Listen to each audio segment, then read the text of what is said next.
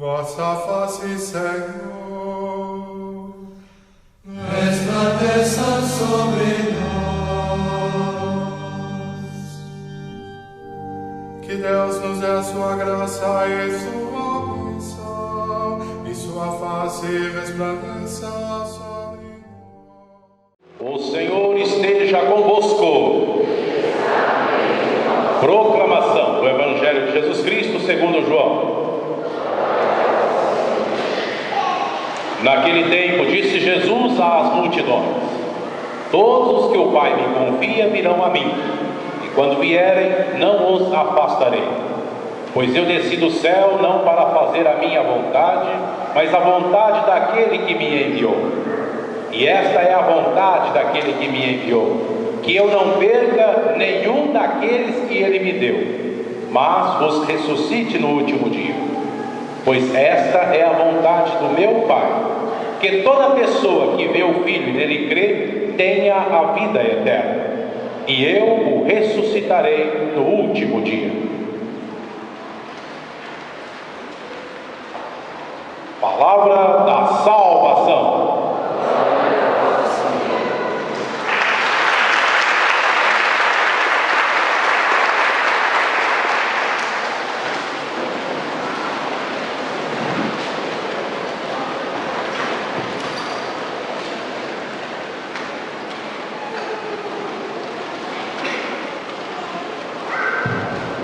Meus queridos irmãos, queridas irmãs, estamos celebrando finados.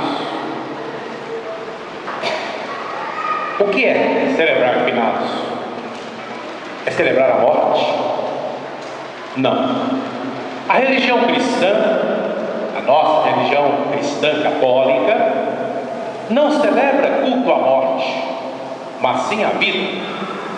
Assim, o ressalta a liturgia da palavra de hoje, que nós acabamos de ouvir em todas essas leituras.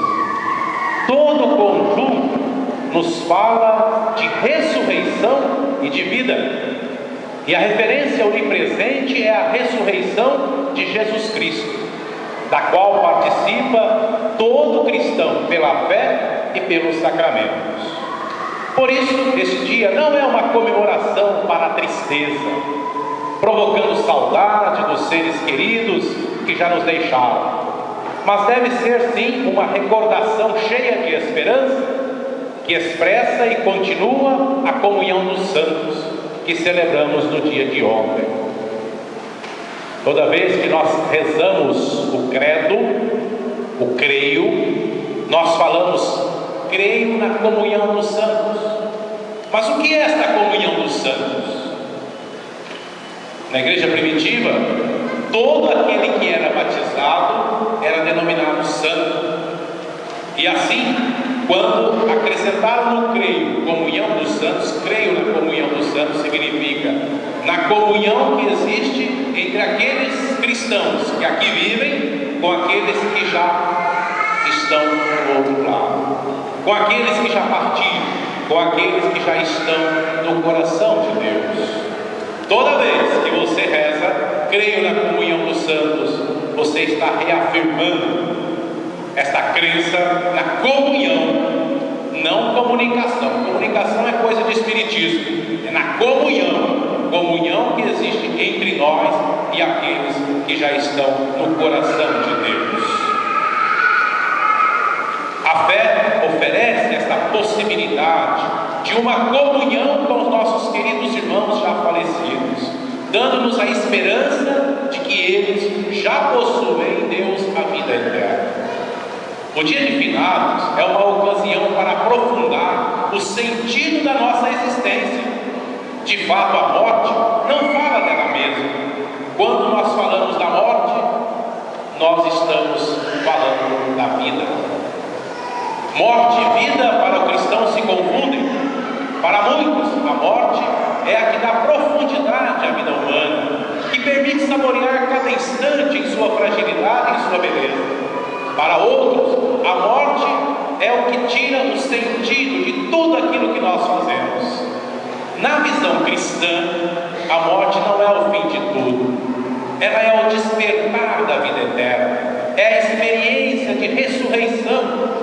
A morte não é um fim de jornada, ela é apenas a noite que antecede o amanhecer da ressurreição.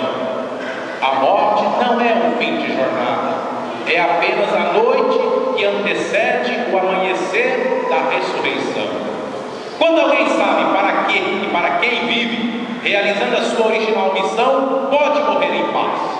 Os que vivem intensamente enfrentam com grande serenidade o seu envelhecimento e a proximidade da morte, vendo nela mais uma etapa no processo normal de seu amadurecimento e de sua realização. Eu sou natural de Barretos, do estado de São Paulo, e há 3 anos estou residindo aqui em Brasília, trabalhando na CNBB, na Conferência Nacional dos Bispos. Enquanto estava em Barretos, durante 26 anos fui padre em Barretos, atendia a Santa Casa de Barretos, e é impressionante como no atendimento às pessoas lá no UTI, eu tinha contato com essa realidade entre vida e morte, daquelas pessoas que já estavam próximas a dar esse passo da morte. E era impressionante a gente perceber a diferença daquelas pessoas que tinham uma fé daquelas que não professavam nenhuma fé. Havia uma diferença visível quando, chegando próximo daquelas pessoas que ainda tinham condição de conversar, eu perguntava: você tem uma religião? E quando a pessoa dizia sim, tenho uma religião, professo uma religião, ela com muito maior tranquilidade enfrentava a morte que estava próxima, que já estava próxima. Aqueles que diziam não tenho fé, não creio em nada, apresentavam o espírito de revolta perante a proximidade da morte. É o modo como alguém vive que qualifica a morte. Há mortes que, para além da inevitável dor que causam aos familiares e amigos, provocam paz, agradecimento, vontade de viver seriamente, de se levantar da superficialidade e da mediocridade. É duro situar-se diante da morte das pessoas queridas. Corta fundo o coração uma esperança ferida. Diante da morte de quem nós amamos, reduzimos-nos ao silêncio. Quanto mais intenso o amor, mais sofrida é a dor de um adeus. Quantas pessoas partem no horário nobre da vida? Quantos projetos sem realizar? Quantos sonhos despedaçados? Parece que morre também uma parte de nós. Quando alguém parte, um pouco dele permanece conosco e um pouco de nós vai com ele. E um tímido protesto contra Deus brota lá no fundo do nosso coração. Onde está Deus? Por que Ele permitiu a morte dessa pessoa querida? É na escuridão da dor e da morte que a fé se manifesta e nos revela que fomos feitos por mãos celestiais. Confessamos que a vida é maior, que é eterna. Nós somos chamados à vida, criados para a liberdade, para a bondade, para a amplidão dos céus. Confessamos que a vida vem de Deus e volta para Deus. O amor é Deus, e a morte significa que uma gota desse amor deve retornar à sua fonte. A nossa última morada não é sobre a lápide fria de um túmulo, mas é no coração do mistério de um infinito amor. A nossa última morada é no coração de Deus. Aos olhos do Criador, tudo tem sentido, até aquilo que é sem sentido para muitos, a morte, porque ela revela o Deus presente, o Deus solidário. Em cada pessoa que morre, morre também um pouquinho de Deus. Deus morre para ressuscitar e manifestar a força do seu amor e vida, que através de Jesus Cristo venceu a morte. Deus não está distante da dor, do sofrimento, do fracasso, da morte. Ele se faz presente, caminha conosco, sofre nossa fragilidade. Nesse sentido, a ressurreição é possível porque Deus se mistura com a morte e faz emergir daí a vida eterna. Em Deus nós morremos, em Deus vivemos. Vamos repetir todos juntos?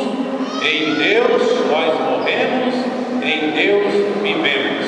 Mais uma vez. Em Deus nós morremos, em Deus vivemos. Na vida e na morte, nós somos de Deus. Nós pertencemos a Deus. Quando Ele tecia os nossos órgãos complexos, nosso cérebro, nosso coração, nossos sentidos, nosso corpo, no ventre da nossa mãe, foi deixando sinais digitais da sua mão criadora e pegadas do seu amor. E se são pegadas do amor de Deus, como poderiam terminar numa sepultura? Deus não nos criou para a morte, mas para o amor que vence a morte, para a festa de amor sem fim. O Deus que é Pai e Mãe nos formou e nos sustenta em cada batida do coração, nossa respiração, nosso ato de vida. Sempre se move e se renova dentro da imensa respiração do Espírito de Deus. O mesmo Deus que um dia nos teceu nas entranhas com ternura, com essa mesma mão poderosa de amor, nos conduzirá de retorno à mesma fonte de ternura, o seu coração vulcânico de vida, para que desfrutemos ali da festa do amor sem fim, juntamente com todos os nossos entes queridos que fizeram a travessia antes de nós. Nosso hoje, então, se vestirá de sempre. Nele somos, nele seremos para sempre.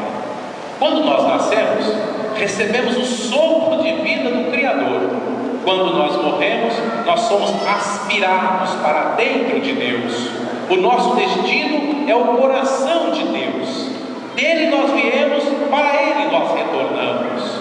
Por isso nós somos eternos, já vivendo a eternidade nesta vida. Vamos repetir?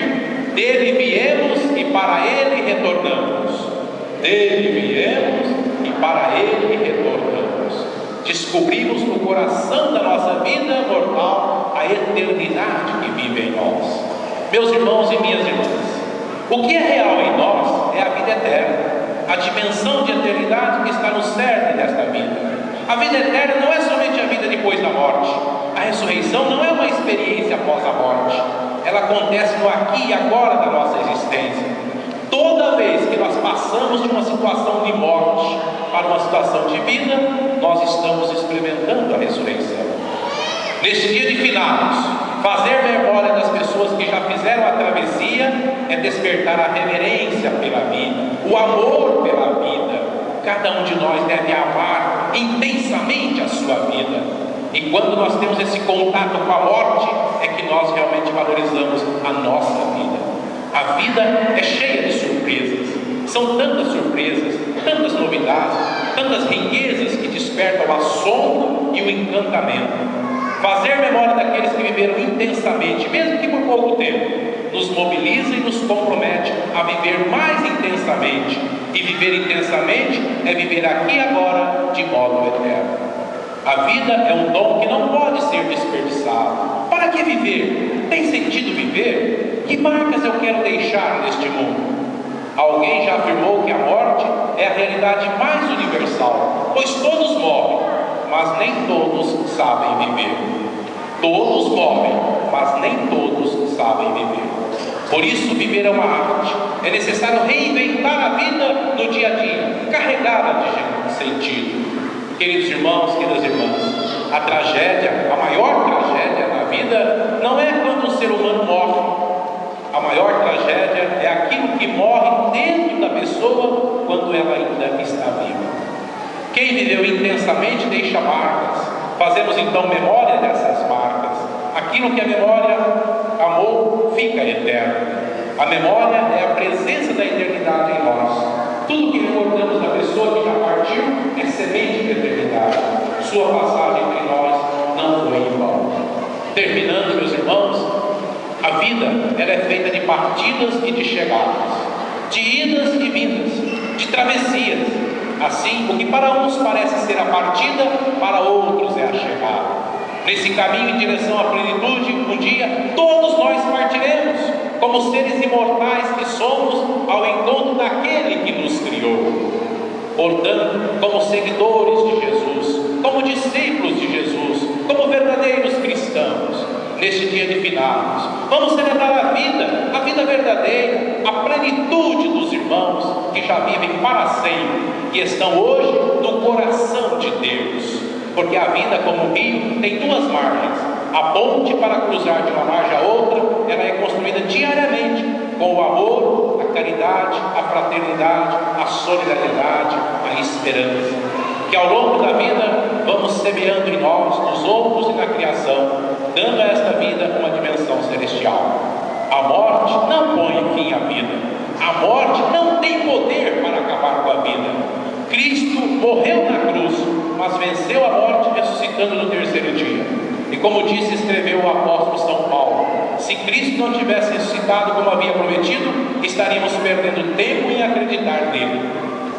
Paulo diz: ora, se se prega que Cristo ressuscitou dos mortos, como pode alguns dentre vocês dizer que não há ressurreição dos mortos?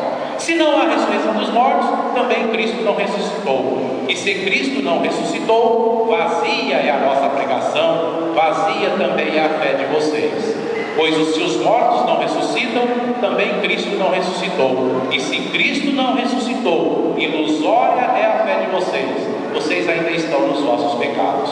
Por conseguinte, aqueles que adormeceram em Cristo estão perdidos.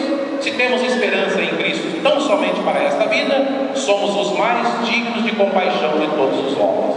Mas não, eis que Cristo ressuscitou. Esta é a nossa fé, e é por isso que nós acreditamos que a morte não é um fim de jornada, é apenas a noite que antecede o amanhecer da ressurreição. Amém? Professemos nossa fé.